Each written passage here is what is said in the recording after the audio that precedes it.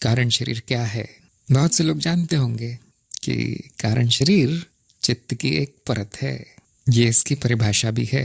इसको शरीर क्यों कहा गया है? क्योंकि एक रचना है, स्मृतियों से बनी हुई एक रचना है।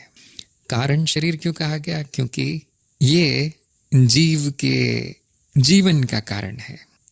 वो जीव क्या होगा, कहाँ जन्म लेगा, क्या करेगा, उसका क्या व्यवहार होगा, क्या योनि होगी, कैसी बुद्धि होगी, कैसा ज्ञान होगा, सब कुछ यहाँ पर संग्रहित स्मृति निर्धारित करती है। यही कारण है कर्म का। हम जो भी करते हैं, हम यानी कि मनुष्य, उसका बीज यहाँ पर है। इसीलिए इसको बीज शरीर भी कहा गया है।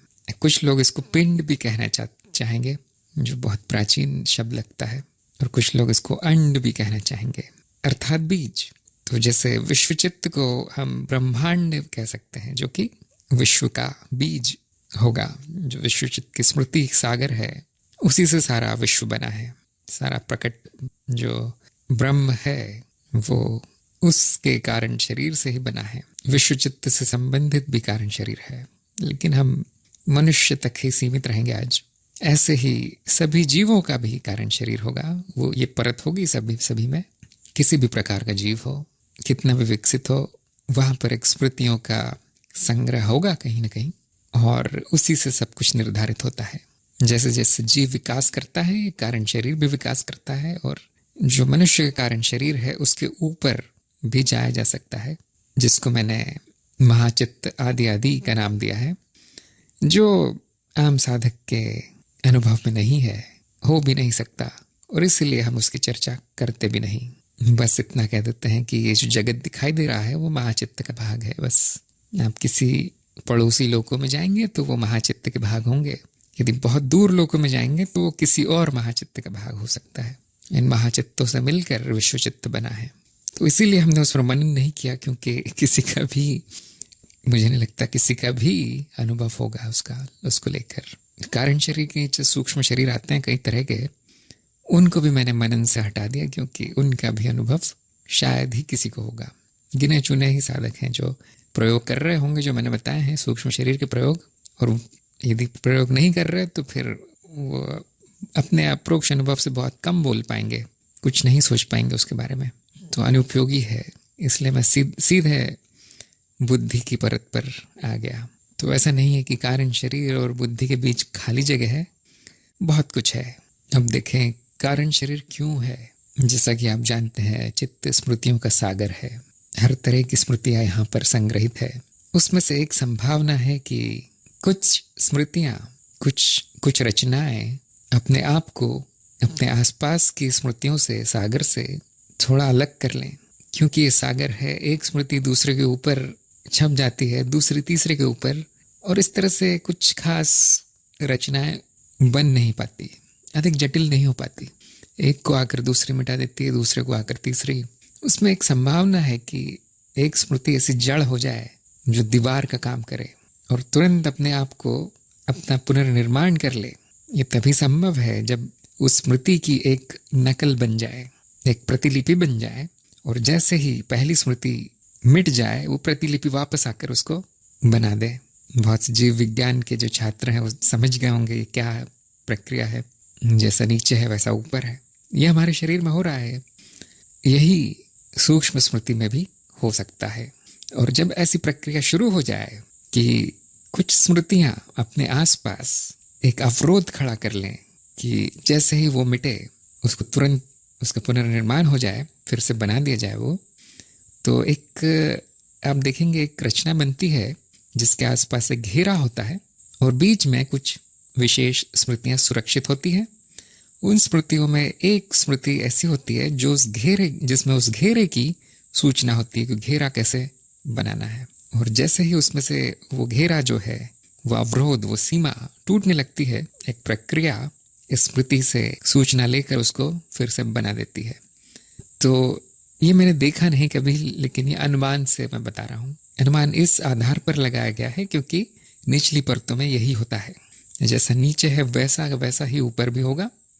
वही प्रक्रियाएं काम करती हैं, बस बड़े पैमाने पर होगा और सूक्ष्म पैमाने पर होगा। वो रचनाएं अति सूक्ष्म है, दिखाई नहीं देती। और ये क्यों और कैसे दोनों प्रश्नों के उत्तर आ गए यहाँ पर। आपने ध्यान दिया होगा, ये मैंने कहीं बताया नहीं इतने विस्तार में कभी, बस इतना कह दिया ये कारण शरीर है, यहाँ स्मृतियाँ होती है, ये परत है। तो मुझे लगता है ये पहली बार बताया है, कैसे आप समझ ही गए होंगे, लेकिन क्यों इतना आसान नहीं है जवाब देना। ऐसा कह सकते हैं कि बस ये होने की संभावना है, ये बीज तैयार होने की संभावना है। इसके बाद ये और जटिल होता जाता है, इसकी प्रक्रियाएं बढ़ती जाती हैं, स्वयं संगठन होता जाता है, स्वरचना होती जाती है और निचली परतें तैयार हो जाती हैं और अधिक ठोस होने लगती हैं वो परतें, और उनमें एक ठहराव आ जाता है, नित्यता आ जाती है। वैसे तो बदलना तो स्वभाव है स्मृति का, बदलाव रहेगा। जैसे नदी में भंवर है, भंवर एक गोल रचना है, अब उसमें हमेशा पानी बदलता है, लेकिन वो रचना रहती है, अधिक समय नहीं रहती, क्योंकि बाद में तो पानी ही हो जाता है सब। तो ऐसे ही जो कारण शरीर है और जो भी वो रचनाएं बनाता है वो अधिक नहीं रहती। फिर भी मान लीजिए करोड़ों करोड़ों वर्षों तक कारण शरीर रह सकता है नष्ट होने से पहले, और नष्ट भी कुछ नहीं होता, वो जो स्मृतियां हैं वो आसपास महाचित्त में विलीन हो जाती हैं बस। या वो कारण शरीर इतना बड़ा हो जाता है, जटिल हो जाता है कि उसके कई भाग हो जाते हैं, हजारों लाखों भाग हो जाते हैं। वो कारण शरीर स्वयं बढ़ते बढ़ते महाचित्त हो जाता है, और ये जो छोटे कारण शरीर हैं वो नए जीवों की रचना करने लगते हैं। ऐसा ही कुछ पृथ्वीलोक पर भी हो रहा है, जो सभी ने देखा होगा। मनुष्य का शरीर एक कोशिका से शुरू होता है और ऐसे स्वयं संगठन करते करते बहुत बड़ा हो जाता है, बड़ा जटिल हो जाता है, और यही बड़ी रचना विलीन हो जाती है वातावरण में जहाँ से आई है वो। लेकिन विलीन होने से पहले वो अपने जैसी कई रचनाओं का निर्माण कर देती है, प्रजनन कर लेती है। बड़ी विचित्र प्रक्रिया है, लेकिन इससे वो रचनाएं ठहरती हैं कुछ देर, जिसको हम जीवन कहते हैं। इसी तरह से कारण शरीर का भी जीवन है, एक गतिशील ठहराव है, बदलती हुई रचना है जो एक जैसी प्रतीत होती है। हम जान सकते हैं उसको देख कर कि वही है। जैसे आपका चेहरा रोज बदलता है, लेकिन 10 साल बाद मिलने के बाद भी हम जान सकते हैं कि थोड़ा थोड़ा वही है, बदल गया है लेकिन वही है। तो कारण शरीर इस परिवर्तन के सागर में कुछ व्यवस्था, कुछ संरचना का निर्माण करता है, वो उसका कारण है। कारण शरीर का जन्म कब हुआ? अब हम इतना कह सकते हैं कि इसका जन्म हुआ है, कब वो बताना बहुत कठिन है। यहाँ पर न तर्क लगेगा न अनुभव लगेगा, क्योंकि बदलती हुई रचना है। तो हम कह सकते हैं कि एक समय था जब वो रचना नहीं थी और कुछ बदला और वो रचना प्रकट हुई। कब, वो बताना बहुत कठिन है, क्योंकि समय भी यहाँ पर विचित्र होगा। जरा किसके आधार पर आप समय बताएंगे, कौन सा कैलेंडर, कौन सी घड़ी उपयोग करेंगे? वैसे ज्ञानी जनों ने अनुमान लगाने का प्रयास किया है और वो लाखों करोड़ों वर्ष चली आती है उसकी आयु कारण शरीर की। ऐसा मान लीजिए कि मनुष्य के हिसाब से वो नित्य है, अमर है, बदलेगा, लेकिन उसकी मृत्यु नहीं होगी। उसके विध्वंस होने की बहुत कम संभावना है, लेकिन होगा तो भी उसकी स्मृतियां आसपास बिखर जाएंगी बस। उससे नए कारण शरीर उग आएंगे, नए स्मृतियों के घेरे बन जाएंगे। इस तल पर कुछ नष्ट होने की संभावना बहुत कम होती है। आप वो नियम जानते होंगे, जितनी रचना सूक्ष्म होगी उतनी देर तक चलेगी, जितनी स्थूल होगी उतनी जल्दी नष्ट होती है। ये एक नियम सा है विश्व चित्त में। इसलिए सबसे जल्दी जो मनुष्य के चित्त में नष्ट होती है रचना, वो है शरीर, वो है स्थूल शरीर, पदार्थ से बना हुआ, महाभूतों से बना हुआ शरीर। कारण शरीर कहाँ है? इस लोक में तो नहीं है, इतना पक्का बता सकते हैं, दिखाई नहीं देता। विश्व चित्त में या महाचित्त में कहीं है, और उसका स्थान बताना बड़ा कठिन है, किंतु सर्वव्यापी नहीं है। ऐसा नहीं कह सकते कि सर्वव्यापी है, क्योंकि उसकी परिभाषा ही कहती है कि उसकी सीमाएं हैं, सभी जगह नहीं है। लेकिन उसका स्थान लौकिक स्थान नहीं है, लोकों से परे है। बड़ी विचित्र बात है। ऐसा मैंने क्यों कहा कि किसी लोक में नहीं मिलेगा वो, जैसे पृथ्वी लोक या अन्य लोकों में नहीं मिलेगा। कभी कभी कहा गया है कि उसका अपना लोक है, जैसे आनंद लोक कह सकते हैं आप उसको, जहाँ पर आनंद ही आनंद है, क्योंकि द्वैत में नहीं है, लेकिन संपूर्णता में विलीन भी नहीं है। तो आनंद तो है, लेकिन अधिक देर टिकता नहीं हो। उसमें जो प्रक्रिया है वो द्वैत में आ जाती है, कभी आनंद, कभी उसका अभाव। किंतु वो जो अभाव है वो निचली परतों में दिखाई देगा। कारण शरीर में अधिकतर आनंद ही होगा, ऐसा मेरा अनुमान है। तो उसका नाम हम दे सकते हैं, आनंद लोक या इस तरह से कुछ नाम रख सकते हैं। लेकिन जो सूक्ष्म लोक या स्थूल लोक, इनमें वो नहीं पाया जाता। वहाँ पर इंद्रियों से देखा नहीं जा सकता। वस्तुएं देखी जा सकती है लोकों में, कारण शरीर इंद्रियों से नहीं देखा जा सकता। सूक्ष्म से भी सूक्ष्मतर है। मान लीजिए विश्व चित्त से एक ही कदम नीचे है, एक दो कदम नीचे है बस।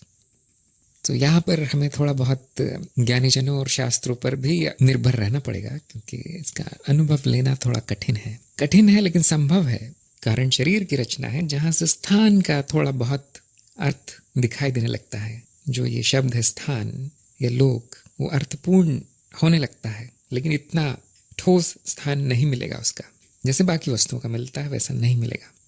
स्थान का अर्थ तभी स्पष्ट होता है जब हम स्थूल शरीर तक आ जाते हैं। वहां पर स्थान की अवधारणा अर्थपूर्ण हो सकती है। बाकी सभी के स्थान अपनी अपनी अलग परिभाषा लिए होंगे। कितने कारण शरीर हैं? असंख्य है, क्योंकि माया है। जितने चाहे उतने हो सकते हैं, जितने चाहे उतने बनने की संभावना है। तो असंख्य है लेकिन अनंत नहीं है। असंख्य और अनंत में अब आपको भेद देखना है। यदि मैं कहूं कि अनंत है, तो उसमें जो स्मृतियां होंगी वो अनंत से भी अधिक मात्रा में हो जाएंगी। मान लीजिए हर कारण शरीर में 1,00,000 स्मृतियां हैं, 1,00,000 नाद रचनाएं हैं, और अनंत कारण शरीर है तो 1,00,000 गुना अनंत, इतनी नाद रचनाएं हो जाएंगी, जिसका कोई अर्थ नहीं निकलता। अनंत से आप कितना भी गुणा कर ले, अनंत ही होता है। इसलिए हम असंख्य पर रुक जाते हैं, वहां पर हमारी बुद्धि रुक जाती है। गिनती नहीं हो सकती। लेकिन उनकी क्या हम कह सकते हैं कि एक व्यक्ति एक कारण शरीर ऐसा होगा, या एक जीव एक कारण शरीर ऐसा होगा? तो इसमें मतभेद हो सकता है यहाँ पर। और मेरा मत है कि जो कम विकसित कारण शरीर हैं, जिनका विकास क्रम अभी तक बहुत ऊपर नहीं गया है, उसमें यह नियम होगा कि एक जीव एक कारण शरीर। जीव भी असंख्य है, उनकी भी कोई गणना नहीं हो सकती। जैसे जैसे वो जीव या कारण शरीर प्रगति करता है, उसमें नई रचनाएं बनती हैं, अधिक जटिल होता है, तो एक कारण शरीर से संबंधित कई जीव हो सकते हैं। वो एक साथ कई अवतार ले सकता है, किंतु असंख्य अवतार नहीं होंगे, ये संभावना कम लगती है।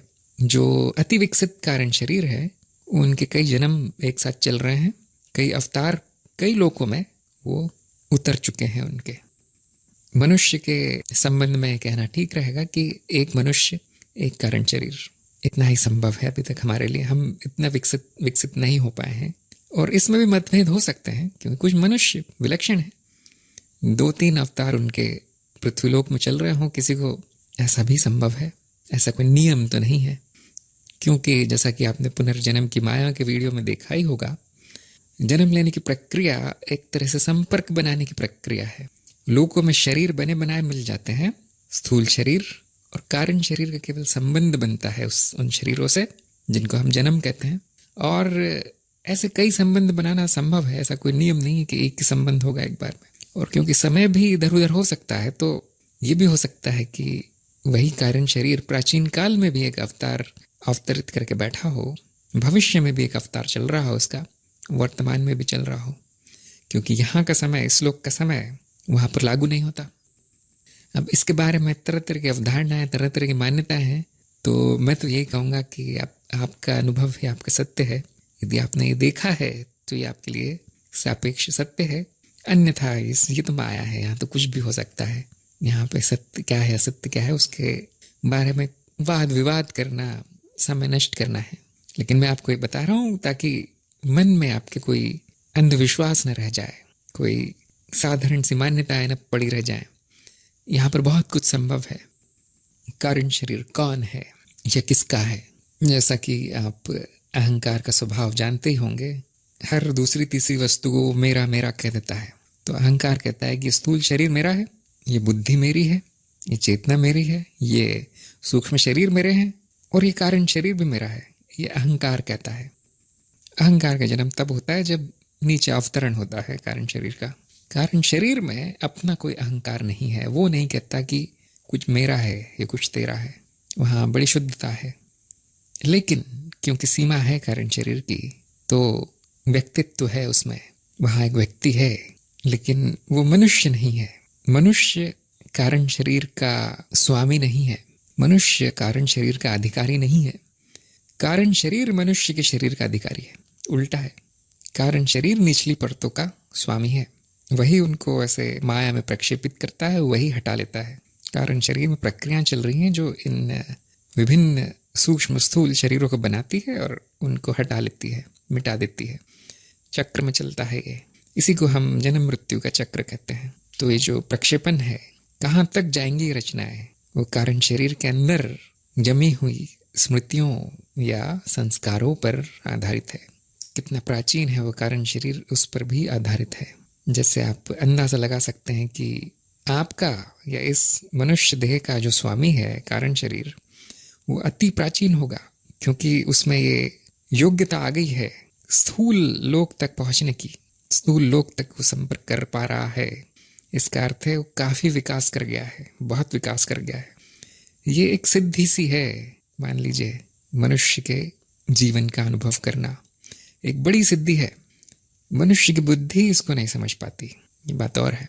जो आध्यात्म मार्ग पर नहीं है वो अपना जीवन ऐसे ही नष्ट कर रहे हैं, उनको पता भी नहीं ये क्या है। उनको केवल इतना पता है कि बस खाना है, पीना है, संग्रह करना है, मार काट करनी है, प्रतियोगिता करनी है, किसी तरह से प्रजनन करना है, जितने हो सके बच्चे पैदा करना है। ये अहंकार से उनकी बुद्धि चल रही है। जो अध्यात्म मार्ग पर हैं, जो थोड़ा बहुत जान गए हैं, उनके लक्ष्य कुछ और ही हैं। वो जानते हैं कितनी बड़ी बात है ये मनुष्य जन्म लेना, और इस सिद्धि का पूरा उपयोग कर रहे हैं। यदि आप बोधि वार्ता सुनते हैं तो आप आध्यात्म मार्ग पर होंगे और आपने बहुत अच्छा उपयोग इस मनुष्य देह का कर लिया है। बड़ी सिद्धि है ये कारण शरीर में संस्कार हमेशा के लिए छप जाएंगे, आप इससे नीचे नहीं जा पाएंगे। प्रगति ही होगी, अब दुर्गति नहीं होगी, इस बात की गारंटी होती है। हाँ, अध्यात्म मार्ग छोड़ दिया, सांसारिक हो गए, तो इस संसार की गंदगी में वापस आप लिप्त हो जाएंगे और वहां पर आपकी दुर्गति प्रारंभ हो जाएगी, प्रगति रुक जाएगी और कारण शरीर नष्ट होने लगेगा। विकास की जगह उसका क्षय आरंभ हो जाएगा। तो ऐसा भी होता है, कुछ लोग फेर में पड़ जाते हैं माया के और उनका कारण शरीर तक नष्ट हो जाता है। जो तंत्र मार्ग पर है, यदि गलत वैदेहिक प्राणियों के फेर में पड़ गए, गलत देवी देवताओं के चक्कर में पड़ गए, तो उनका कारण शरीर किसी और के अधिकार में आ जाता है, नष्ट हो जाता है या फिर दास हो जाता है। अब क्या होता है वो तो वही जाने। तो कारण शरीर की प्रगति भी हो सकती है, और यदि कुछ कर्म अच्छे ना हो, जिनको साहित्य में पाप कर्म कहा गया है, दूषित कर्म हो, तो उसकी प्रगति रुक जाती है और नीचे गिरने लगता है। वो मनुष्य के नीचे आने लगता है, पशु योनि में चला जाता है, पशु योनि से भी नीचे चला जाता है। वो किसी अच्छी योनि में उसको जन्म नहीं मिलता, धीरे धीरे नष्ट हो जाता है। जो एक बार आध्यात्म मार्ग पर आ गया, उसकी पूरी गारंटी होती है कि उसकी प्रगति होकर ही रहेगी। क्योंकि भले ही आप थोड़ा बहुत भटक जाएं, इधर उधर भी हो जाए, जो अध्यात्मिक ज्ञान है वो कारण शरीर में छप चुका है, उसकी स्मृति पड़ चुकी है, वो संस्कार पड़ चुके हैं। वो बीज की तरह है, वो हमेशा बार बार आप जन्म के साथ प्रकट होंगे, वही बीज बार बार प्रकट होंगे। तो थोड़ा बहुत बिगड़ भी गया है आपका कर्म, तो डरने की बात नहीं है। जो सही मार्ग है बार बार वही चुने, चेतना का मार्ग हमेशा चुने, और गुरु की कृपा से आप उस गलती से निकल आएंगे। गुरु की कृपा हुई तो जल्दी निकल आते हैं, नहीं तो वो जो अच्छे कर्म है वो आपको निकाल लाएंगे। आध्यात्मिक जो बीज हैं वो निकाल ही लाते हैं। वो कहते हैं कि सत्यमेव जयते, तो एक बार सत्य के बीज पड़ गए तो फिर देर लगे कितनी ही, हजारों वर्ष लग जाए, उन्हीं की विजय होती है अंत में। इसीलिए हमारी संस्कृति में इस बात पर बहुत जोर दिया गया है कि छोटे बच्चे को थोड़ा बता दो, थोड़ा सा अध्यात्म पढ़ा दो, उसको समझ में नहीं भी आए तो भी उसके मन में ये बातें डाल दो कि संसार माया है, तुम अनुभव करता हो, तुम चैतन्य हो, तुम मनुष्य नहीं हो, तुम्हारा यहाँ जन्म हुआ है मनुष्य योनि में, तुम्हारी प्रगति हो रही है। ऐसे ये उसके मन में डाल दो कुछ ज्ञान, भले ही वो पूरी तरह संसारिक हो, लोभी हो, व्यभिचारी हो, ये बीज पड़ गया है। तो देखिए हम लोग कितने भाग्यशाली हैं कि इस देश में जन्म हुआ जहाँ पर दूध के साथ ज्ञान पिला दिया जाता है। यहाँ जन्म होने का अर्थ है कि प्रगति गारंटी है, प्रगति की। कानों में पड़ गए शब्द, हो गया काम।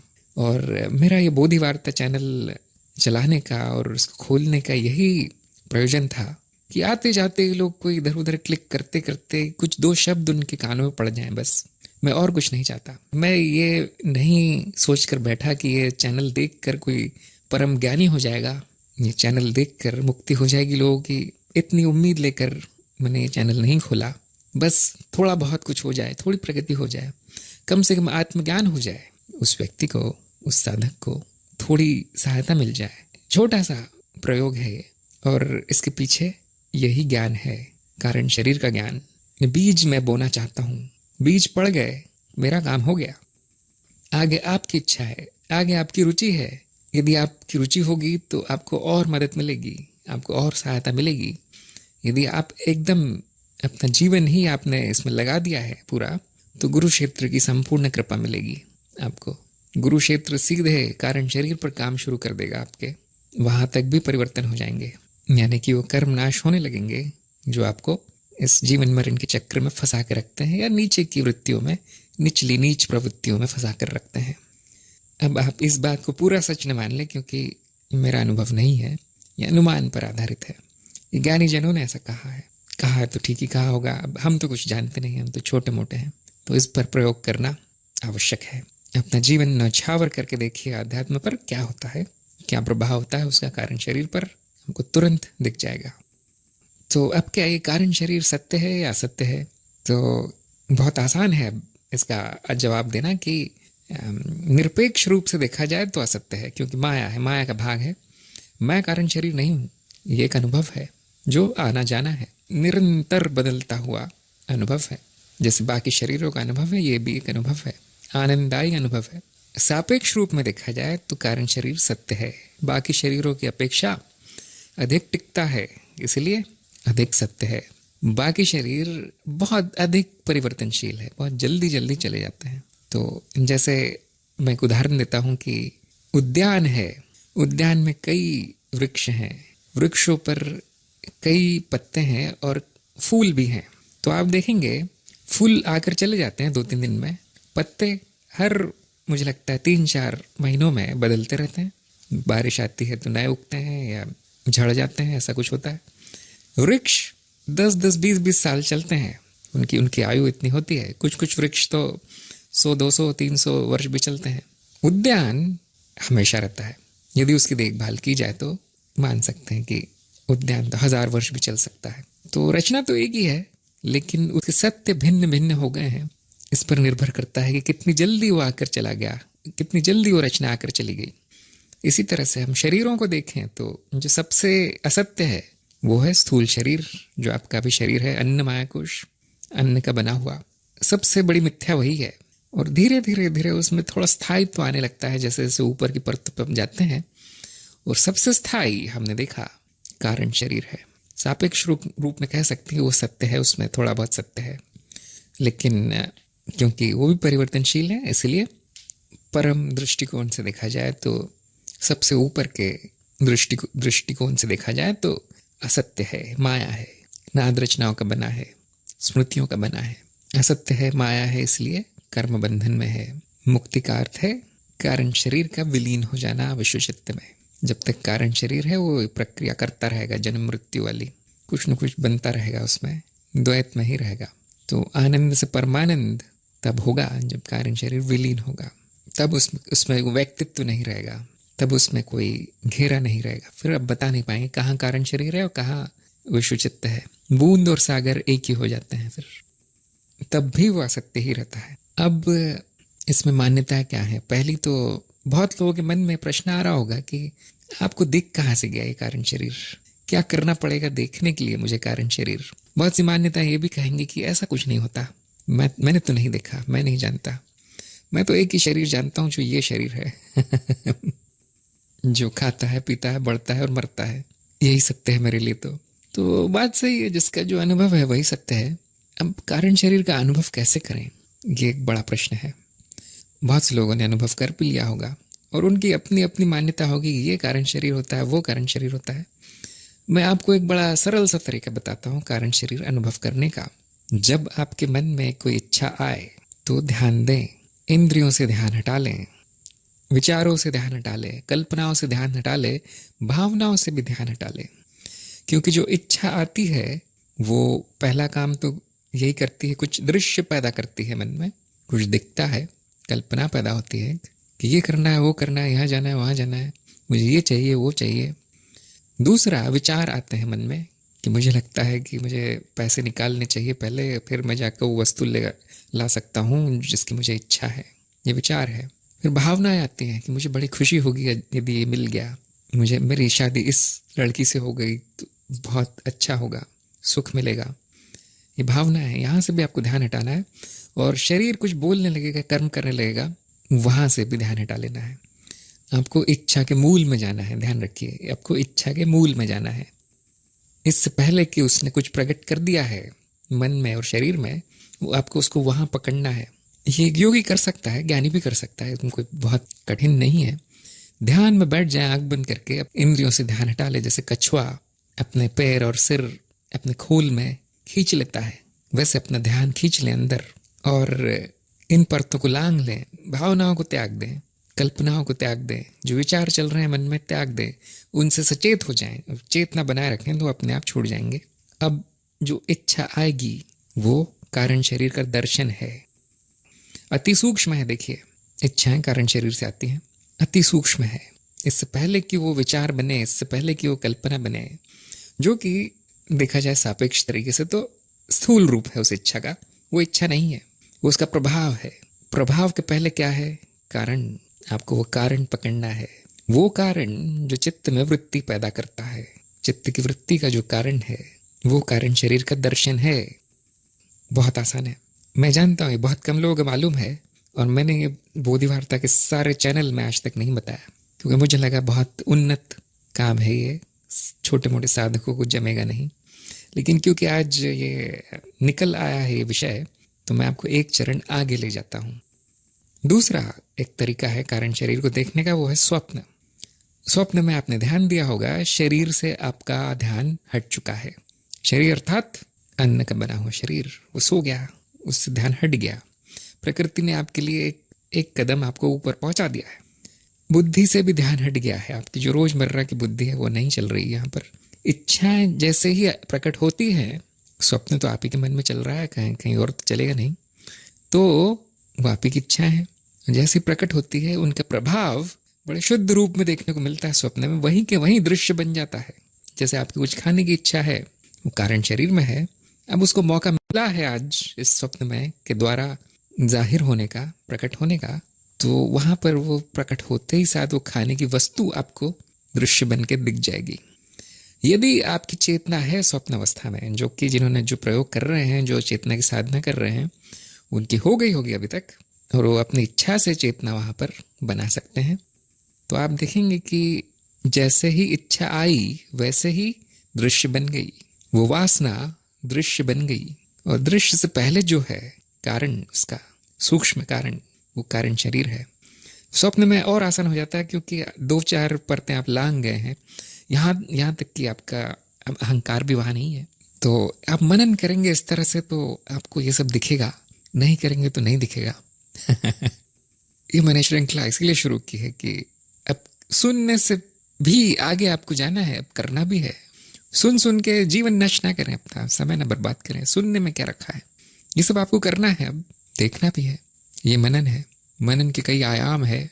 बैठकर सोचना है पागलों की तरह, वो मनन नहीं है।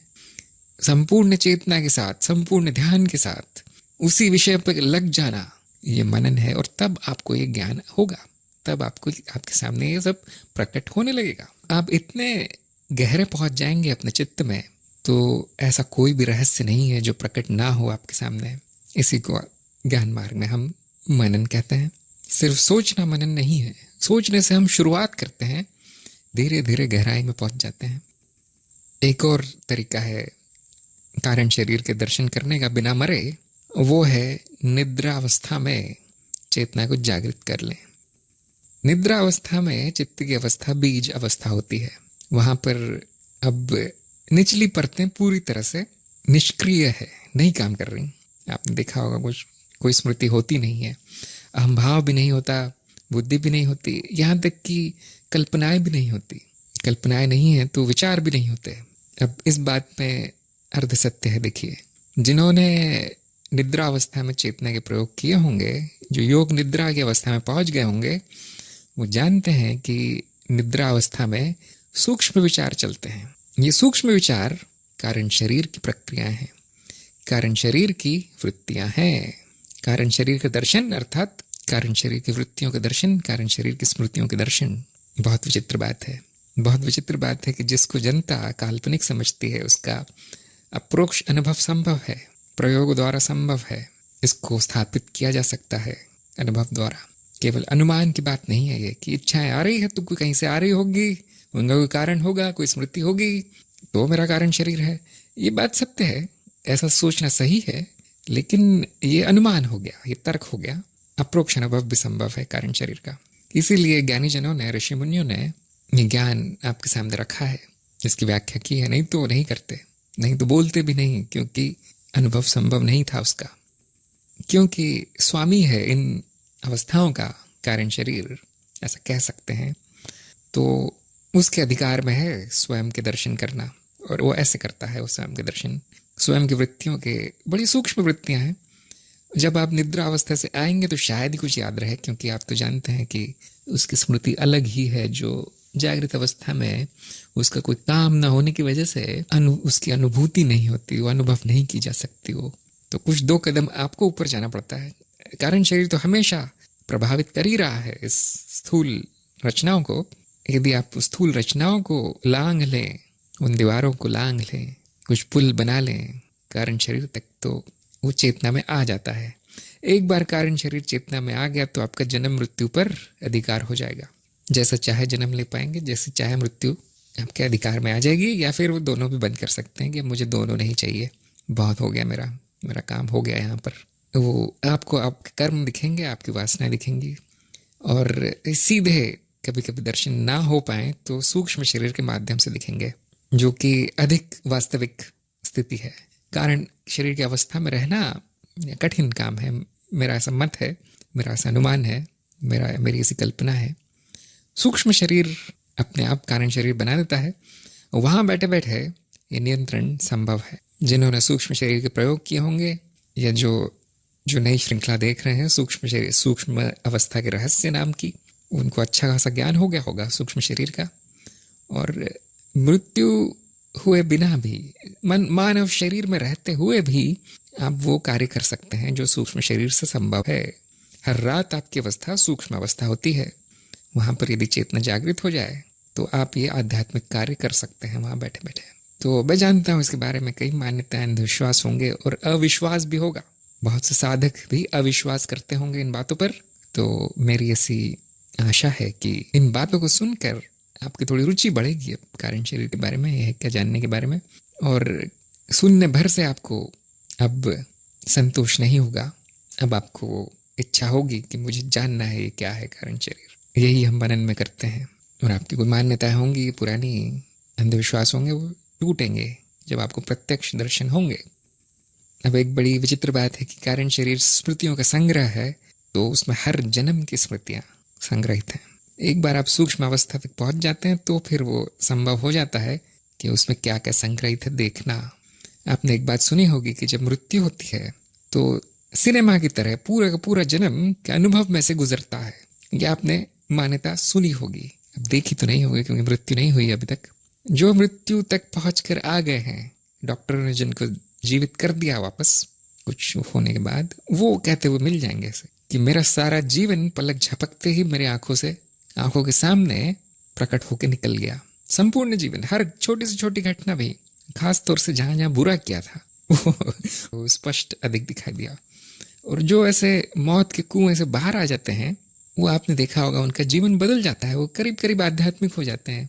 आध्यात्मिक ना भी हो तो एक अच्छे व्यक्ति बन जाते हैं, उनका व्यक्तित्व अच्छा हो जाता है, शुद्ध हो जाता है, थोड़ा कुछ नया देख कर आए हैं, कुछ इस सांसारिक जगत से बड़ा देख कर आए हैं। तो इसी तरह से सूक्ष्म अवस्था में पहुंचकर ये संभव है सभी के सभी जन्मों की ये रील जो है, चलचित्र आपके सामने से निकल जाए एक क्षण में, क्योंकि वहां तो समय अभाव है, समय की सीमा में नहीं है हम।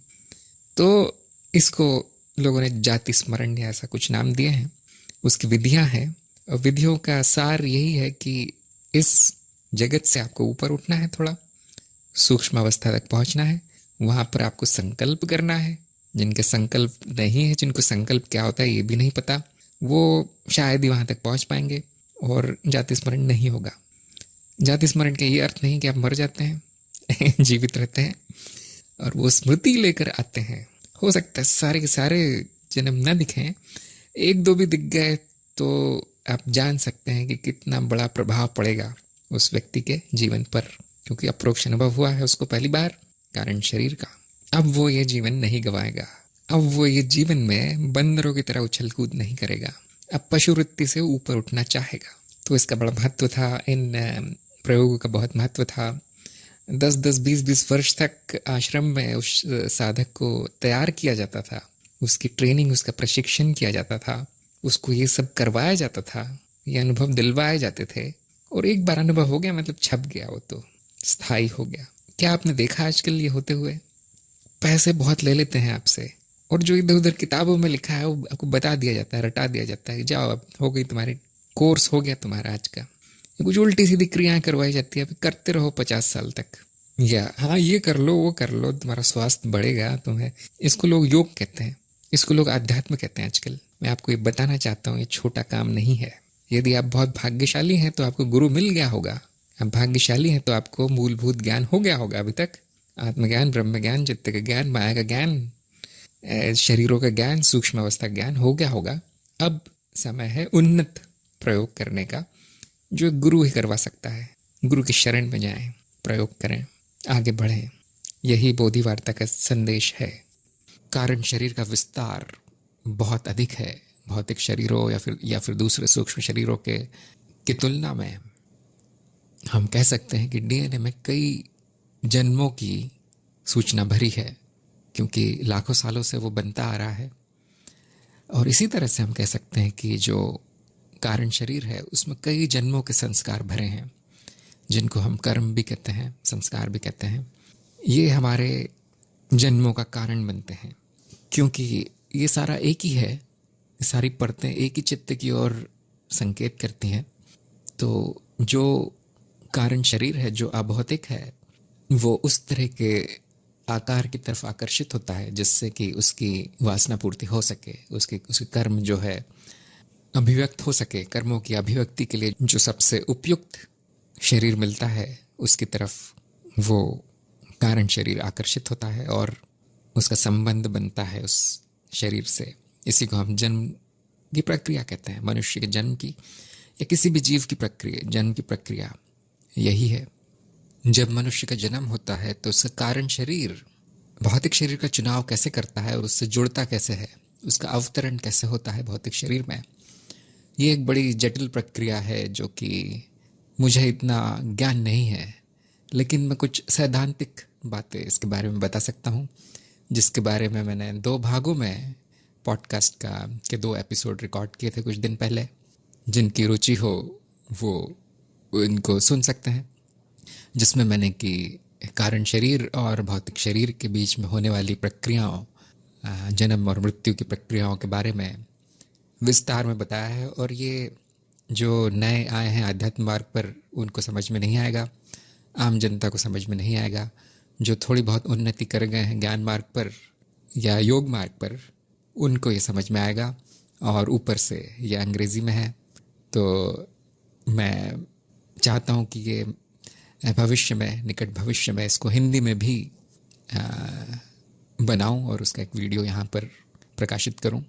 तो जिनकी रुचि है अधिक विस्तार में जानने की, ये क्या प्रक्रिया चल रही है भौतिक शरीर और कारण शरीर के बीच, तो ये सुन लें। 2 भागों में है। तो सभी जन्म हमारे कारण शरीर से निर्धारित होते हैं, और जो भौतिक शरीर है जो कि डीएनए निर्धारित करता है, वो आनी जानी चीज़ है। कारण शरीर कोई किसी भी तरह का शरीर ग्रहण कर सकता है, किसी भी तरह के भौतिक शरीर से अपना संबंध स्थापित कर सकता है, और ये जन्म की प्रक्रिया है। तो पुनर्जन्म यदि आप कहें तो भौतिक शरीर का जन्म डीएनए निर्धारित करता है क्या आकार होगा, कैसे होगा। लेकिन व्यक्ति का जन्म या फिर जीव का जन्म कारण शरीर निर्धारित करता है। उसकी ऊपरी परतें कारण शरीर निर्धारित करता है, निचली परतें डीएनए द्वारा निर्धारित होती है। इतनी सीधी प्रक्रिया नहीं है, ज़रा सी जटिल प्रक्रिया है। अब इस विश्व चित्त में तो हर चीज़ जटिल ही है। माया तो बड़ी टेढ़ी चीज़ है। प्रश्न यह आएगा कि ये कारण शरीर कैसे निचली परतों में अवतरित होता है। तो मेरा मत ये है कि क्योंकि ये सारी चित्त की परतें हैं, कारण शरीर अवतरित नहीं होता। कारण शरीर केवल संबंध बनाता है। ये आनी जानी जो भौतिक रचनाएं हैं उनके साथ केवल संबंध स्थापित होते हैं। वो उस भौतिक रचना की तरफ आकर्षित होता है कारण शरीर, जो उसके लिए उसकी वासना पूर्ति या उसके कर्मों की अभिव्यक्ति के लिए सबसे उपयुक्त है। जब मृत्यु होती है, जब शरीर का क्षय होता है, तो कारण शरीर का संबंध टूट जाता है। जो कड़ियाँ उसने बनाई थी अपने जीवन के लिए, वो टूट जाती है और धीरे धीरे कारण शरीर का संपर्क इस मृत शरीर से टूट जाता है और वो वापस बीज रूप में आ जाता है। तो कारण शरीर भी एक स्मृति है, बीज स्मृति है, डीएनए भी एक स्मृति है। आप कह सकते हैं कि मिलता जुलता रूप है, मिलती जुलती रचना है, स्मृतियों की रचना है। स्मृतियाँ नाद रचनाएं हैं, तरंगे हैं विश्वचित्त में। विश्वचित्त मैं स्वयं हूँ। उन्होंने कारण शरीर और भौतिक शरीर के बारे में पूछा है कि क्या एक ही भौतिक शरीर में का संपर्क बहुत से कारण शरीरों से हो सकता है, और यदि ऐसा हुआ तो कौन सा कारण शरीर उस पर अधिकार करता है। और भी 2-3 इस बारे में प्रश्न हैं जो हम एक के बाद एक लेंगे, और यदि बीच में आपका कोई प्रश्न आता है तो आप जरूर पूछें। तो अब ये ज्ञान जो है ये माया का ज्ञान है और इसमें प्रमाण आपको अपने अनुभव से लाने पड़ेंगे। मैं अपना अनुभव थोड़ा बहुत और अपने गुरुजनों का अनुभव आपको बता सकता हूँ इस बारे में। पहली बात तो ये एक सैद्धांतिक बात है कि कारण शरीर और भौतिक शरीर के बीच संपर्क होता है और इसी तरह से उस जीव का जीवन चलता है। ये देखना थोड़ा कठिन है यदि आपकी वो दृष्टि अभी तक विकसित नहीं हुई है कि आप किसी और का कारण शरीर देख सकें या स्वयं का भी देख सकें, तब तक ये बड़ा कठिन हो जाएगा। देखने का अर्थ ये है कि ज्ञान होना, उसका सूक्ष्म इंद्रियों से ज्ञान होना क्या हो रहा है। लेकिन स्थूल इंद्रियों से जो भी ज्ञान होता है और कुछ अनुमान का उपयोग करके, थोड़ा बहुत वैज्ञानिक तथ्य जमा करके हम थोड़ा बहुत बता सकते हैं क्या हो रहा है। हमें बताया जाता है कि कारण शरीर जन्म लेता है, लेकिन हमारा अनुभव कुछ और कहता है। हमारा अनुभव कहता है कि स्थूल शरीर दूसरे स्थूल शरीरों से जन्म लेता है। जैसे एक पेड़ से फल पैदा होता है, फल से बीज होते हैं और बीज से दूसरा फल पैदा होता है। उसमें कहीं कोई सूक्ष्म बात दिखाई नहीं देती कि ये उस पेड़ का कोई सूक्ष्म शरीर होगा या कोई कारण शरीर होगा जहां से वो नया पेड़ आया होगा, ऐसा कुछ दिखाई नहीं देता। और इसी तरह से मनुष्य के मामले में भी ऐसा कुछ दिखाई नहीं देता कि कारण शरीर यहाँ प्रकट हो गया हो किसी स्थूल रूप में। हमें तो यही दिखाई देता है कि एक शरीर से दूसरे शरीर बनते हैं। सभी प्राणियों में यही होता है कि शरीर से ही शरीर का जन्म होता है। कारण शरीर से कुछ नहीं आता हुआ दिखाई देता, कारण शरीर प्रकट होता हुआ नहीं दिखाई देता। तो इससे अनुमान लगा सकते हैं कि जो बताया गया है कि कारण शरीर यहाँ पर प्रकट होता है, यहाँ पर उसका जन्म होता है, वो केवल सांकेतिक बात है। उसमें संकेत छुपे हैं जो आपको ढूंढने हैं। और सबसे पहला यही ख्याल आता है मन में कि हो सकता है कि ये प्रक्रिया शरीरों के बनने की ये भौतिक तल पर चल रही हो, इस भौतिक जगत में चल रही हो, स्थूल जगत में, और कारण शरीर केवल संपर्क करता हो इससे।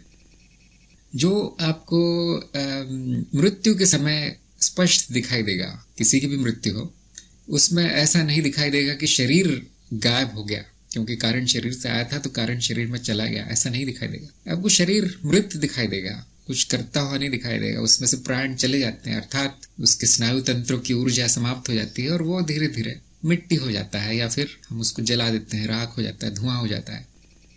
शरीर यही रहता है, केवल उसका संपर्क कट जाता है कारण शरीर से। और यदि पुनर्जन्म है तो यही होना चाहिए, क्योंकि कारण शरीर तो मरेगा नहीं। यदि उसको पुनर्जन्म लेना है तो फिर से वो संपर्क करेगा किसी और स्थूल शरीर के साथ, उसकी जो भी वृत्तियां हैं उसके अनुसार संपर्क होगा। अब कितने कारण शरीर संपर्क कर सकते हैं, तो एक और बात है जो अनुमान से बताई जा सकती है कि जैसे एक कारण शरीर संपर्क कर सकता है एक स्थूल शरीर से, सभी कारण शरीर जो भी जितने भी है इस संपूर्ण विश्व में वो संपर्क कर सकते हैं। लेकिन वो ध्यान नहीं देते इतना, क्योंकि उनकी वृत्ति ये नहीं कहती कि मुझे यहाँ पर ये अनुभव चाहिए इस शरीर का, कि उनकी कोई रुचि नहीं है इसमें।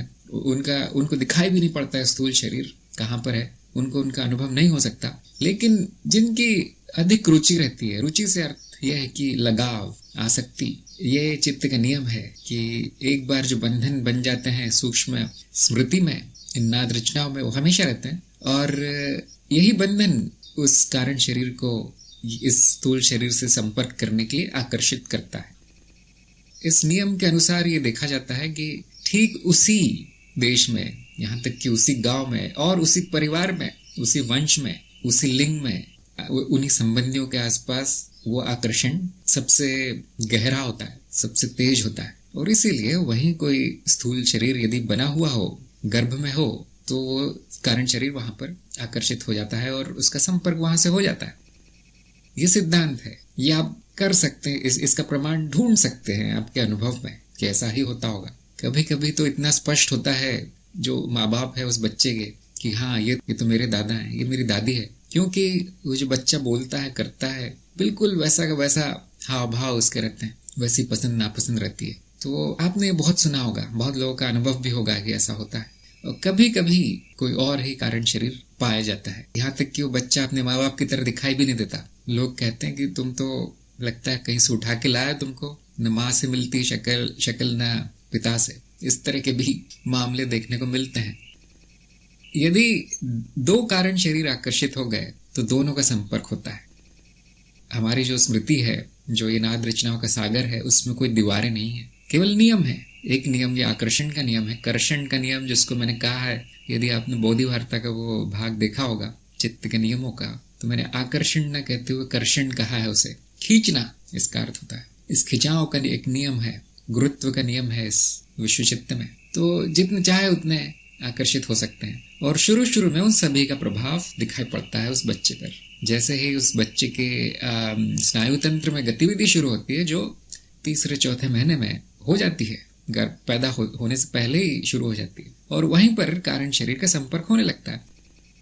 लेकिन वो ऐसा होता है 5 मिनट संपर्क, उसके बाद टूट जाना, उसके बाद थोड़ा और संपर्क, उसके बाद टूट जाना, फिर किसी और कारण शरीर का संपर्क, फिर वो टूट जाना। ऐसा कटता जुड़ता रहता है। और ये तब तक होता रहता है जब तक अहम भाव बलशाली ना हो जाए, जो 12 साल की आयु में प्रकट होता है।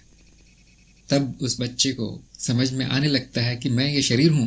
तब उस पर जो मतारोपण है वो पूरा ठोस हो चुका होता है कि तुम शरीर हो और तुम्हारा नाम ये है, और तुम्हारा काम ये है, तुम्हारी जाति ये है, तुम्हारा देश ये है, तुम्हें ये करना है, वो करना है। और वो बालक भी, उसकी बुद्धि भी यही कहती है कि मैं ये हूँ, मेरी पसंद नापसंद ये है, मेरे लक्ष्य ये है, मैं ये करता हूँ।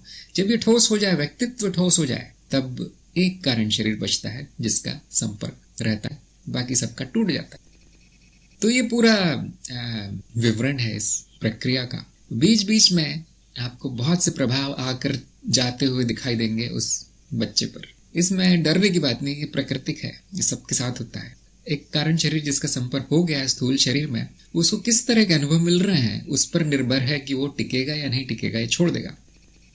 मान लीजिए एक सात्विक कारण शरीर का संपर्क हो गया उस शरीर से, लेकिन वो शरीर किसी तामसिक जगह पड़ा है, राजसिक जगह पड़ा है या अशुद्ध जगह पड़ा है। अब उसको तामसिक अनुभव होने लगेंगे, या फिर अब मान लीजिए बुरे अनुभव उस कारण शरीर तक पहुंचने लगेंगे, तो वो अधिक रुचि नहीं लेगा, फिर वो छोड़ देगा उसको। जैसे ही छोड़ेगा, जो बुरी प्रवृत्ति वाले कारण शरीर हैं उनका संपर्क हो जाएगा, उनको छूट मिल जाएगी अब उसको नियंत्रित करने की। तो बहुत बार ऐसा भी देखा गया है कि जो छोटे बच्चे होते हैं, कुछ वर्ष की आयु तक तो बहुत अच्छे होते हैं, उनका व्यवहार बहुत अच्छा होता है, अचानक बिगड़ने लगते हैं, अचानक उनकी वृत्तियां बदलने लगती है, अचानक उनका हाव भाव और बातें बदल जाती है। बुरे से अच्छा हो सकता है, अच्छे से बुरा भी हो सकता है, और उसका कोई कारण समझ में नहीं आता, क्योंकि वही खाना पीना मिल रहा है, उसी घर में रहते हैं, वही माता पिता है, उसी तरह की पाठशाला में जाते हैं, एक ही शिक्षक है।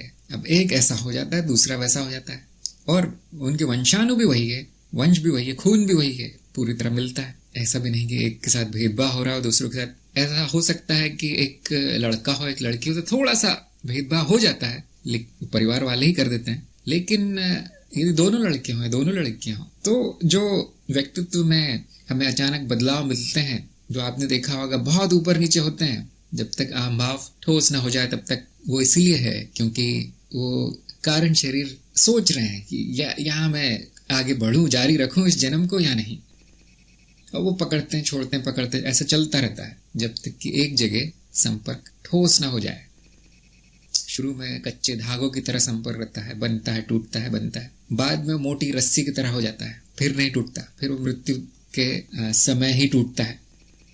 दूसरा प्रश्न था ज्योत्सना का कि कनेक्शन कैसे बनता है, संपर्क कैसे बनता है कारण शरीर और शरीर के बीच में। तो मैंने जैसे कि मैंने कहा, आकर्षण के नियम के अनुसार बनता है। जो कारण शरीर अपनी वासनाओं की पूर्ति जहां कर पाता है, जहां उसको लगता है कि हाँ वासनाओं की पूर्ति मेरी अच्छी होगी, उस शरीर के साथ उसका अपने आप संपर्क होता है। जैसे पानी अपने आप निचले तल की ओर बहता है, वैसी कुछ प्रक्रिया है। क्योंकि सभी कुछ एक जगह है, यहाँ पे कोई स्थान नहीं है, कोई समय नहीं है, कोई दीवारें नहीं है, सब नाद है। तो ये मानना भी कि यहाँ से वहां कैसे संपर्क हो रहा होगा, वो कारण शरीर तो आसमान में है और ये यहाँ जमीन पे है, ये सब मान्यताएं हैं। सब कुछ यही है, सारे कारण शरीर आप पर प्रभाव डाल रहे हैं इस समय। इस संपूर्ण विश्व चित्त का प्रभाव पड़ रहा है इस समय, और मनुष्य पर ही नहीं, हर कण पर, हर पत्ती पर, हर पत्थर पर संपूर्ण विश्व चित्त का प्रभाव इस समय है। क्या दिखाई देगा, क्या प्रकट होगा, वो कर्षण का नियम बताता है। सबसे बड़ा प्रभाव जिसका होगा वही प्रकट होगा, और सबसे बड़ा एक का नहीं होगा, फिर 2-3 का होगा, तो मिला जुला रूप प्रकट होगा। अब इसीलिए मैं अक्सर कहता रहता हूं कि आपको मनन में जाना चाहिए, आपको ध्यान में जाना चाहिए, इस भाव में रहना चाहिए कि मुझे ज्ञान चाहिए। इस भाव में रहने से क्या होगा, गुरु क्षेत्र का संपर्क होगा आपसे, इस शरीर से, इस स्मृति से, जीव स्मृति से। और वो क्योंकि भारी गुरु है, वो गुरु का अर्थ एक और होता है भारी, बड़ा है, भारी है, तो ये कारण शरीर को भी बदल देता है वो संपर्क। अब कारण शरीर में से जो वासनाएं आ रही हैं वो हटकर गुरु क्षेत्र से जो प्रभाव पड़ रहे हैं वो दिखने लगेंगे। तो ये भी संभव है, यदि इच्छा हो, यदि वासना हो इस तरह की, यदि इस तरह का झुकाव हो उस साधक का, तो वो अपने कारण शरीर को भी बदल देता है इस तरह से, दूसरे प्रभावों को अपने अंदर लाकर। और ज्ञान मार्ग में हम गुरु क्षेत्र से संपर्क करना चाहते हैं जहां पर सारा ज्ञान जमा है, उस आकाशिक स्मृति में हम उस भाग से संपर्क करना चाहते हैं जो अभी यही है, आपके सामने है, ठीक आंखों के सामने पड़ी है वो स्मृति। कैसे संपर्क करना है, आकर्षण से, रुचि लें उसमें और अपना झुकाव उस तरफ रखें। आपके स्नायु तंत्र से क्या सिग्नल जा रहे हैं, किस तरह के अनुभव ऊपर जा रहे हैं उस स्मृति में, इससे आकर्षण निर्धारित होगा। तो हमेशा मनन में रहना, हमेशा अध्यात्म में लगे रहना, रमे रहना। यदि दूसरे मार्गों में है जैसे भक्ति मार्ग आदि में, ईश्वर स्मृति में, स्मरण में लगे रहना, उससे आपका संपर्क हमेशा उस गुरु क्षेत्र से होगा, हमेशा आप उस क्षेत्र के संपर्क में रहेंगे। और यदि ये चेतना में हो रहा है, जानबूझ के हो रहा है, जानते समझते हो रहा है, तो आपका विकास बहुत तेज हो जाएगा।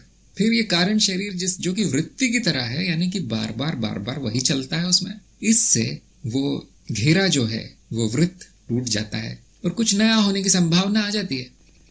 जैसे संगीतकार है, वो हमेशा संगीत में डूबा रहता है, उसका उस आकाशिक स्मृति से संपर्क हमेशा रहता है जहां पर संगीत की कला है। तो इस तरह से उसके संगीत में निखार आता है, इस तरह से उसकी नई नई रचनाएं होती हैं।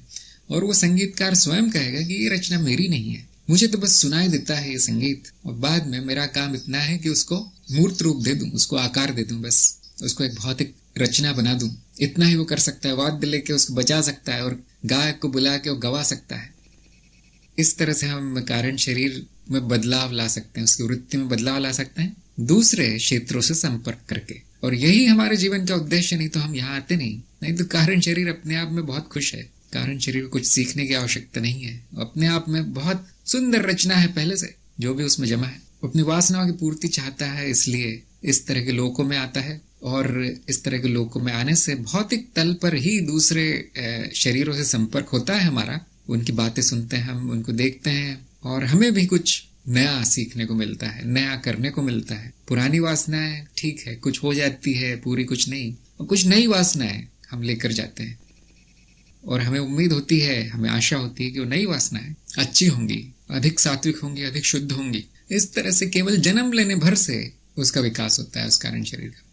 इस विकास को तेज किया जा सकता है, उसकी विधियां हैं, उसके मार्ग हैं, और जो इस विकास को तेज करने में लगा है उसी को आध्यात्म का साधक कहते हैं। तेज कैसे करें? ज्ञान से शुरू होता है क्या ये चीज, मैं क्या हूं, ये शरीर क्या है, ये जीवन क्या है, इस मूलभूत ज्ञान से शुरू होता है। नहीं तो कुछ नहीं होता, नहीं तो वृत्ति चलती रहती है। विकास बहुत धीरे धीरे धीरे धीरे होता रहता है। किसी को जल्दी भी नहीं है यहाँ, इस विश्व चित्त में कोई जल्दी नहीं है, क्योंकि अनंत काल से चल रहा है, अनंत काल तक चलेगा। ये बात हमारे देश में बहुत हजारों वर्षों से सभी जानते हैं, और इसलिए देश धीरे धीरे चलता है। आपने देखा 50, 60, 70 साल बाद थोड़ा सा परिवर्तन होता है हमारे देश में। जो नहीं जानते, जैसे पश्चिमी देश है, उनको सब 2 साल में बदल कर चाहिए, सब 6 महीने में हो जाना चाहिए, सब 1 दिन में मिल जाना चाहिए। वहां पे गति बहुत तेज है जीवन की। हमारे यहाँ ऐसा ही चलता है। अच्छा, अभी और क्या था कि क्या ये शरीर जैसा कारण शरीर चाहेगा उस हिसाब से बढ़ेगा? तो इसमें 2 बातें हो सकती है। कारण शरीर यदि पूरी तरह से वहां पर अज्ञान है तो उसको उसी से काम चलाना पड़ता है जो वातावरण से मिला है। शरीर अच्छा मिला है तो अच्छा, चलो जैसा भी है, और यदि नहीं मिला अच्छा तो उसके पास स्वयं का कुछ करने का होता नहीं, कोई संस्कार होते नहीं है कि वो शरीर को कुछ बदल दे। लेकिन जहाँ चेतना जागृत है, जहाँ बुद्धि जागृत है, यदि ऐसे कारण शरीर की रुचि हो गई उस शरीर में, तो थोड़ा थोड़ा बदलाव आने लगता है। पहला तो आपने यही देखा होगा कि खाना पीना बदल जाता है उस व्यक्ति का, जैसे ही चेतना जागृत होती है। इसका अर्थ ये है कि वो संस्कार अब नीचे आ रहे हैं और शरीर को बदलने का प्रयास कर रहे हैं, उसको निरोगी, उसको शुद्ध करने का प्रयास कर रहे हैं। वो संस्कार जो शक्ति मार्ग पर हैं वो जानते हैं मेरे कारण शरीर में तो ये होगा नहीं कभी, तो वो ऐसा कारण शरीर ढूंढते हैं जहां से वो प्रभाव मेरे शरीर में आ पाए, और वहां समर्पण करते हैं उस कारण शरीर को। वो कोई भी बड़ा देवता देवी इस तरह का कोई हो सकता है, जीव या गुरु हो सकता है। जैसे ज्ञान मार्ग में गुरु क्षेत्र है, वहां हम समर्पण करते हैं, वहां से जो प्रभाव आ रहे हैं हम उसको आत्मसात करते हैं। उसी तरह से आप किसी इष्ट को या फिर शक्ति को समर्पित कर सकते हैं, और वो शक्ति फिर चलाती है उस शरीर को, वो शक्ति उसमें बदलाव लाती है। और कभी कभी बड़ा चमत्कार भी देखने को मिलता है कि एक रोगी, अस्थिपंजर और बुरी आदतों में फंसा हुआ शरीर भी कभी कभी बड़ा सुंदर और स्वस्थ हो जाता है। लोग कहते हैं ऐसा कैसे हो गया, और वो व्यक्ति कहता है बस मैंने कर दिया, उसको ये पता नहीं कहाँ से प्रभाव आ रहा था, उसकी वजह से वो हो गया। तो निर्भर करता है कि आप आध्यात्मिक मार्ग पर हैं या नहीं। जो आध्यात्मिक मार्ग पर नहीं है उनको जो मिल गया उससे काम चलाना पड़ता है। उनको जो वातावरण है, परिस्थितियां हैं, वो चला रही हैं। आध्यात्म के साधक में जरा सा नियंत्रण होता है कि वो थोड़ा बहुत बदलाव कर सकता है, न केवल अपने शरीर में, मन में, अपनी सामाजिक स्थिति में, अपनी पारिवारिक स्थिति में वो अपनी इच्छा से बदलाव कर सकता है। और फिर ज्योत्सना ने आखिरी प्रश्न ये पूछा था कि ये जो तरह तरह के मानसिक रोग दिखाई देते हैं, क्या उसमें इन कारण शरीरों का हाथ है? तो मेरा इसमें मत है कि बहुत कम होता है ऐसा। लाखों में एक ऐसा मामला आएगा जिसमें कि ये कारण शरीरों की छीना झपटी दिखाई देगी कि ये शरीर मेरा है, नहीं वो ये शरीर मेरा है। ऐसा इसलिए हो गया क्योंकि वो प्रवृत्तियां बड़ी बुरी है उस व्यक्ति में। जैसे वो शराब पीता है या कुछ इस तरह की संगत में है, तो जैसी संगत में है या नशे में है, उस तरह का कारण शरीर आकर्षित हो जाता है उसकी तरफ, और तुरंत उसका व्यक्तित्व बदल जाता है। आपने बहुत से लोग देखे होंगे ऐसे कि जो जब नशे में ना हो, नशे के आदी हो, और जब नशे में ना हो तो बहुत अच्छे रहते हैं, बहुत अच्छी बात करते हैं, उनका व्यक्तित्व बड़ा अच्छा होता है। अच्छा ना हो तो भी ठीक ठाक होता है, लेकिन जैसे ही वो शराब पीते हैं, नशे में आ जाते हैं, पूरी तरह से बदल जाता है, पूरी तरह से। अब इसकी क्या व्याख्या हो सकती है, इसका क्या कारण हो सकता है, कोई नहीं जानता, लेकिन कुछ लाखों में एक मामला ऐसा आएगा जिसमें वैदिक प्राणियों का हाथ इसमें होता है। जैसे वो एक कमजोरी देखते हैं, एक जगह उनको द्वार खुला मिल जाता है, उस शरीर में को नियंत्रित करने का, वो तुरंत घर बना लेते हैं वहाँ। तो हम इनको परजीवी कहते हैं। यदि आपका आचरण अच्छा ना हो, यदि आपकी संगत अच्छी ना हो, आपका खाना पीना अच्छा ना हो, आपका वातावरण अशुद्ध हो, सात्विक ना हो, तो फिर इस तरह से मानसिक रोग देखने को मिलते हैं। और प्राचीन काल में तो ये समझा जाता था कि ये सभी ऊपर से ही आ रहे हैं, इसको आदिदेविक कारण बताए गए हैं। तो लेकिन आजकल हम जानते हैं कि थोड़ा 50% करीब मानसिक रोग इस शरीर से ही जन्म लेते हैं, और मान लीजिए 40% आपके समाज से मिलते हैं, क्योंकि लोग अच्छे नहीं हैं। बहुत अच्छे लोग मिलना बहुत कठिन होता है। आपके आसपास अच्छे भी लोग हों तो जैसे ही आप समाज में निकलते हैं, आप टकरा ही जाते हैं किसी ऐसे व्यक्ति से जो ठीक नहीं है, और वो फिर प्रतिक्रिया जो मन में होती है हमारे, उनसे तरह तरह के रोग पैदा होने लगते हैं, क्योंकि संबंध शुद्धि नहीं हुई है, बाकी लोगों का प्रभाव बहुत अधिक पड़ रहा है मन पर, तो मानसिक रोग हो जाते हैं। दबाव पड़ता है, उससे तनाव बढ़ता है जीवन में, तो वो रोग हो जाते हैं। और बचा हुआ एक आधा प्रतिशत मान लीजिए, वो एक कारण शरीरों की छीना झपटी है, या वैदिक प्राणियों का क्या कराया है। तो इनका इलाज बहुत आसान है। किसी अच्छे वातावरण में चले जाएं, अच्छे लोगों के संबंध में चले जाएं, और फिर जो बुरी आदतें हैं, बुरी संगत है, बुरे लोग हैं, ये सामाजिक प्रभाव है, वो धीरे धीरे कम होने लगते हैं, और 5, 10, 15 वर्षों के बाद वो प्रभाव खत्म हो जाता है। यहाँ पर गुरु बड़ा महत्वपूर्ण है। यदि यहाँ पर मार्गदर्शन अच्छा मिल गया, कोई हाथ पकड़ने वाला मिल गया, तो ये काम जल्दी हो जाता है, नहीं तो फिर प्रकृति के भरोसे चलेगा। पवन ने पूछा है, कारण शरीर को आनंदमय क्यों कहा गया है? क्योंकि ये एक तरह की परत है जहाँ पर सुख और दुख का अभाव रहता है। जब तक वो प्रकट नहीं होती ये वासनाएं, तब तक वो सोई हुई होती है, नींद में होता है कारण शरीर। आप जानते हैं नींद की अवस्था कैसी होती है? नींद की अवस्था आनंदमयी होती है। कारण शरीर एक तरह की नींद है, एक तरह की अवस्था है जो पहले से ही नींद में है, जहाँ पर इतनी अधिक कोई वृत्ति नहीं है, प्रकट कुछ भी नहीं है कारण शरीर में, इसलिए वहाँ आनंद है। जब आप ध्यान में होते हैं, समाधि में होते हैं, तो कारण शरीर की वृत्तियां नियंत्रण में आ जाती है, धीरे धीरे वो नष्ट होने लगती है। जब आपकी चेतना जागृत है, तो वो वृत्तियां यदि प्रकट भी हो जाए, वो वासनाएं प्रकट भी हो जाए, तो उनका कुछ होता नहीं है, वो बस प्रकट होकर गायब हो जाती है। आधे सेकंड में भी, आधा सेकंड भी नहीं लगता उनको। और क्या बचता है? ये कारण शरीर का स्वभाव प्रकट होता है, जो आनंद है। इसलिए उसको आनंदमय कोश कहा गया है। वो कोश है एक तरह का। अब पवन ने कुछ कहा है, मैं पढ़ता हूँ। कारण शरीर आनंदमय कोश होने के कारण भोग के भावों के रूप में सूक्ष्म शरीर की प्रतीत होती है। कारण शरीर अनुभवकर्ता के सबसे समीप है। अनुभवकर्ता विशुद्ध आनंद स्वरूप होने के कारण उसकी छाया रूप से भोग के भाव के कारण शरीर में दिखाई देते हैं। कारण के गुण कार्य में दिखाई देते हैं, और इसीलिए कारण शरीर आनंदमय कोश वो है।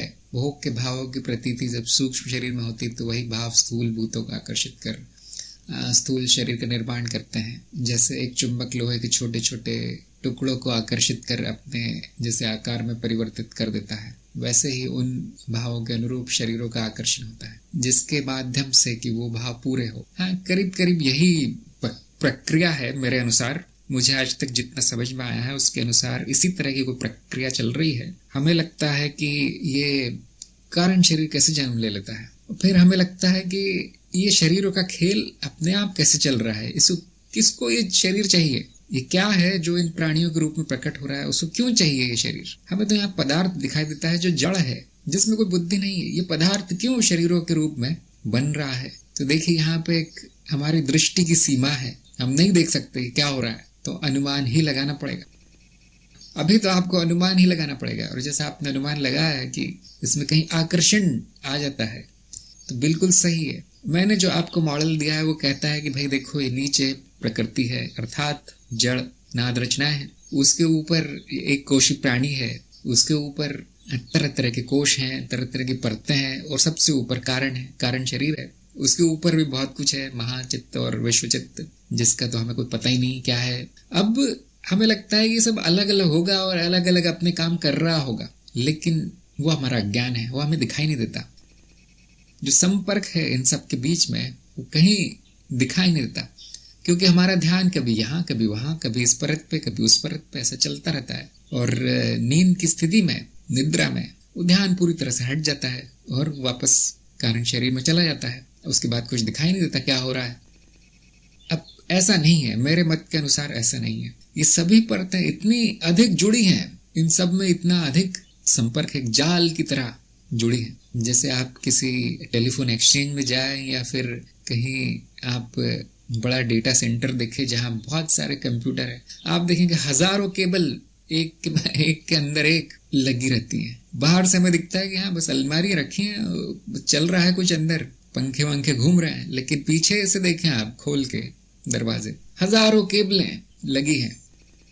इसी तरह से सामने हमें जो दिखाई देता है, कभी ये परत, कभी वो परत, कभी ये सक्रिय होता है, कभी ये वृत्ति होती है, लेकिन उसके पीछे क्या है वो नहीं दिखाई देता हमें, वो प्रक्रिया नहीं दिखाई देती। और यदि आप देख पाए उनको तो आप देखेंगे जाल है, इतना गहरा जाल है कि उसको समझना भी संभव नहीं है, और सब एक जगह है। तो इसीलिए जो सारा खेल चल रहा है ये संपूर्णता का खेल है। ये कारण शरीर, ये स्थूल शरीर नहीं बना सकता, उसमें कोई शक्ति नहीं है। संपूर्णता जो है विश्वचित्त बना बना के दे रहा है उसको। तो हम इसको जो विश्वचित्त में हो रहा है, जो भी प्रक्रिया हो रही है, हम उनको विभिन्न भागों में बांट देते हैं समझने के लिए, लेकिन उसमें कोई भाग है नहीं। वैसे देखा जाए तो कोई भाग नहीं है, परतें अलग अलग नहीं है, सब एक ही जगह हो रहा है। शरीर उठता है, उसकी विभिन्न परतें बनती है, कारण शरीर संपर्क होता है, टूटता है, ये सब एक जगह होता है। ये एक पिंड में होता है जो विश्वचित्त में रखा है, और इसमें सब आ जाता है, जगत आ जाता है, इसमें माता पिता आ जाते हैं, इसमें जीव आ जाते हैं, इसमें सब कुछ आ जाता है, अहम आ जाता है, और ये खेल ऐसे चलता रहता है।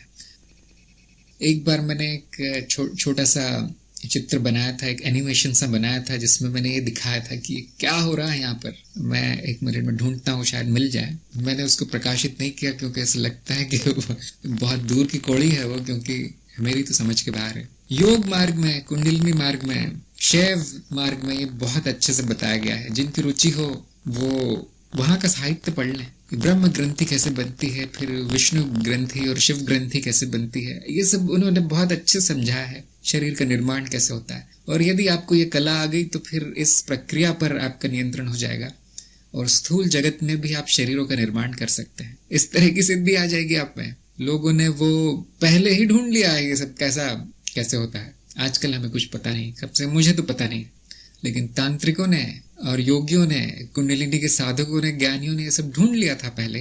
अब वो ज्ञान लुप्त है, और आप जो चाहे वो बना सकते हैं। यहाँ पर जो चाहे प्रकट हो सकते हैं, जिस रूप में, जिस पशु के रूप में चाहे, किसी देवी देवता के रूप में चाहे, कुछ भी धारण कर सकते हैं। ये माया है, माया में कुछ भी संभव है। हाँ, माया में नियम है और हमारा अज्ञान है, इसीलिए एक सीमा बन गई है, एक हमें सीमित सा अनुभव हो रहा है। तो घबराने की बात नहीं है। जैसे जैसे आपकी प्रगति होगी वैसे वैसे ये सब रहस्य सामने आते जाएंगे माया के, और मेरे हिसाब से तो कोई बहुत बड़ी बात नहीं है कोई बहुत बड़ी बात नहीं है। जिसको एक बार ज्ञान हो गया उसके लिए बहुत छोटी सी बात है, फिर वो करते भी नहीं है। ये सब बच्चों का खेल है ये। शशांक ने पूछा है, कुछ लोगों में विशिष्ट प्रतिभा पाई जाती है जन्म से, इसका क्या कारण है? क्या वो आध्यात्मिक रूप से उन्नत है? हो सकता है आध्यात्मिक रूप से उन्नत हो, लेकिन फिर प्रतिभा पर निर्भर है किस तरह की प्रतिभा। वो उनके संस्कार हैं, और ये संस्कार सभी में पाए जाते हैं। ऐसा कोई भी नहीं होगा जिसमें संस्कार प्रकट ना हुए हो। कोई व्यक्ति कैसी भी परिस्थिति हो उसमें वीरता का भाव होता है, लड़ने मारने काटने में वो उत्सुक होता है। ये कैसे आ गया? उसके आसपास हो सकता है संगत का प्रभाव हो, कुसंस्कार हो, लेकिन कभी कभी ये वीरता किसी अच्छे घर में जो व्यक्ति है उसमें भी पाई जाती है। वो भी बड़ा प्रतियोगी होता है, वो भी बड़ा तेज होता है, जिसको हम सांसारिक रूप से, सांसारिक शब्दों में कहे तो रूप दाब वाला होता है। अभी कैसे हो गया? ये भी एक प्रतिभा है। इसी तरह से कुछ कलाओं की प्रतिभाशाली लोग मिलते हैं जिनमें कुछ कलाएं बचपन से ही पाई जाती है। बस उसमें जरा सा आपको आग में घी डालना है और वो पूरा उनकी प्रतिभा प्रकट हो जाती है, उसको चमकाया जा सकता है। इसी तरह से कुछ लोगों में बुद्धि बड़ी पाई जाती है, किसी भी जगह हो, कहीं भी पड़े हो, वो बुद्धि प्रकाशित हो जाती है। यूट्यूब में मैंने कुछ वीडियो देखे जहाँ गांव के लोग हैं, बिहार का कोई गांव था, और वहां पर गांव का वो छोटा बच्चा था, उसको आप कोई भी संख्या दे दे, बड़ी से बड़ी संख्या, वो उसका जोड़ घटा और गुणा करके आधे सेकंड में बता देता था। गांव का बच्चा जो गांव की पाठशाला में किसी तरह से गया है, उसका जीवन बड़ा सरल है, उसी घर में सब अनपढ़ है। कैसे हो गया ये संस्कार हैं जो अभी प्रकट हो रहे हैं, जो कारण शरीर से नीचे उतरे हैं। और ये एक तो नहीं, ऐसे बहुत मैंने इतने देखे हैं कि अब उसमें कोई प्रमाण लेने का बचा नहीं। ये आपको प्रमाण चाहिए कारण शरीर क्या होता है, स्मृति का पिंड जो है वो क्या है, तो ऐसे बच्चों से जरूर मिल लें, 2-3 से जरूर मिल लें, फिर आपके मन में कोई शंका नहीं बचेगी कि ये स्मृति इस तरह की होती है। पराभौतिक परमानसिक स्मृति जो कभी नहीं जाती, जो जिसकी मृत्यु नहीं होती। बीच का आपको बड़ी शंका रहेगी, सूक्ष्म लोक गया था, मैं सूक्ष्म शरीर में गया था, वो हुआ या नहीं हुआ, वो सपना था या सच था, इस तरह का अज्ञान हमें हमेशा रहेगा। लेकिन जागृत अवस्था में जो आपको प्रमाण मिलते हैं उसके बारे में कोई शंका नहीं रहेगी। इसीलिए मैं कहता हूँ सारा ज्ञान यही है, ढूंढने की आवश्यकता है, बस थोड़ा सा प्रयास करना है, माया का ज्ञान आपको हो जाएगा। जो मूल ज्ञान है वो तो आपके सामने पड़ा है। माया का ज्ञान थोड़ा धक्के खाने के बाद, थोड़ा प्रयोग करने के बाद, थोड़े प्रयास से मिल जाता है। इतना भी कठिन नहीं है। जो जिनकी आध्यात्मिक साधना है वो संस्कार भी प्रकट होते हैं। कोई बचपन से ही ध्यान में प्रवीण होता है एकदम, तो उसको ध्यान के लिए कुछ बोलना भी नहीं पड़ता। एक बार गुरु बता दे कि ऐसे ध्यान करना है, अब उसके लिए बहुत आसान होता है। और कुछ लोग लगे रहते हैं, सालों सालों तक लगे रहते हैं, उनसे 5 मिनट भी ध्यान नहीं होता। और इसी तरह से करोड़ों में एक व्यक्ति, 10-20 करोड़ में एक व्यक्ति छोटी मोटी सिद्धियों के साथ पैदा होता है, क्योंकि उसकी पुरानी साधना है, हजारों वर्षों से करता आ रहा है, और वो संस्कार जमा होते जा रहे हैं। वो यहाँ जन्म होता है, उसका यहाँ संपर्क होता है भूलोक में, तो वो सिद्धियां भी प्रकट हो जाती। दूसरों के मन की बात जान लेना, भविष्य जान लेना, या भूतकाल जान लेना, या वैदिक प्राणियों से संपर्क कर लेना, इस तरह के छोटी मोटी सिद्धियां के साथ लोग पैदा होते हैं। हाँ, वो क्योंकि यदि मार्गदर्शन नहीं है, बुद्धि नहीं है, सही वातावरण नहीं है, तो या तो वो दब जाती है सारी की सारी, क्योंकि हम ऐसे लोगों को खतरनाक समझते हैं या फिर पागल समझते हैं। तो वो बच्चा जो है डर के मारे उनको दबा देता है, उनको प्रकट नहीं होने देता, और कारण शरीर भी समझ जाता है कि यहाँ पर ठीक नहीं है कुछ करना, तो वो वृत्तियों को रोक लेता है कि वातावरण सही नहीं मिला, अब अभिव्यक्ति नहीं होनी चाहिए यहाँ पर, तो वो रुक जाती है। और यदि अच्छा मार्गदर्शन मिल जाए, अच्छा वातावरण मिल जाए, तो बढ़ भी सकती है। यहाँ पर फिर से गुरु का बहुत महत्व है। तो आज सभी तरह की उन्नति, चाहे सांसारिक हो, चाहे आध्यात्मिक हो, बौद्धिक हो, सभी कारण शरीर में भरती जा रही है, वो नष्ट नहीं होती। क्या नष्ट होता है? आपने जो खाया पिया जमा किया है वो नष्ट हो जाता है, सारे संबंध वगैरह जो है वो नष्ट हो जाते हैं, उनके जो बंधन है वो बचेंगे, लेकिन बाकी सब छूट जाता है। जो निचली परतें हैं वो नहीं बचती, जो उनसे जो हुए अनुभव हैं वो बच जाते हैं, उनकी स्मृतियां बच जाती हैं उस पिंड में, उस जीव में, उस कारण शरीर में। इसीलिए ज्ञानी जनों ने कहा है कि क्या जमा कर रहे हो, अच्छा अनुभव ले लो, प्रगति कर लो, वही जाने वाली है साथ में, और कुछ नहीं जाने वाला। निचली परतें नष्ट हो जाती हैं, वो अपने अपने लोकों में समाहित हो जाती हैं। इस शरीर का जन्म नहीं होता, इस शरीर का पुनर्जन्म नहीं होगा, कारण शरीर का होगा।